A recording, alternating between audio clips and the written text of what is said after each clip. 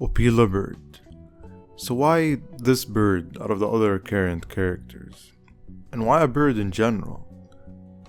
Well, when we were coming up with ideas for the characters, Opila Bird was one of the first designs we came up with. Birds are typically both cute and also intimidating to humans at the same time. And so we thought making a character like this could be somewhat fun. As for what kind of bird Opila is, we'll keep that as a secret for now.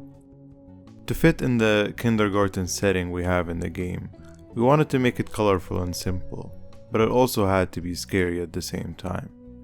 The big red eyes and textures on it helped us achieve the unnerving look we were going for. In the very first script of the game, it was actually Stinger Flynn who was going to be the main antagonist of the game, and we were going to have him stalk you all throughout the game, even more than Opila Bird ended up doing. But then later we decided Opila Bird would be a much better fit. It was its time to shine. And what can't birds exist without? Eggs.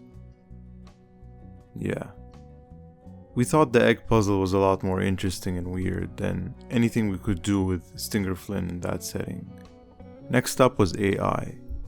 In most horror games, it's expected of monsters and enemies to just run after you and take you out the moment they spot you.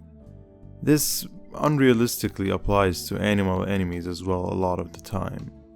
So why not try something different? We thought having Opila Bird act as a real predator would be something very interesting to see. We decided to have it so that it would only attack you if it felt that you were prey, like predators do. For example, when you run away from it, and when you don't harm it when it has you cornered. It only attacks when the player tries to flee or when it has taken a good look at the player. When the encounter is happening, the player is trapped in a corner with no escape. Your back's to the wall, you can't run past Opila Bird, you can't fight the beast, and your only escape is to run away on those platforms, after which Opila Bird chases you. After the chase scene on the moving platforms, we are given two options. A. Get rid of the bird once and for all by pressing the emergency stop button, or B.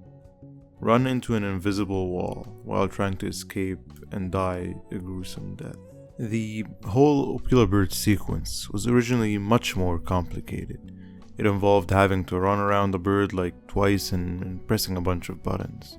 But after letting some of our friends and family try the sequence and saying that none of them were able to pass it, we decided to simplify it a bit more to what's in the game right now.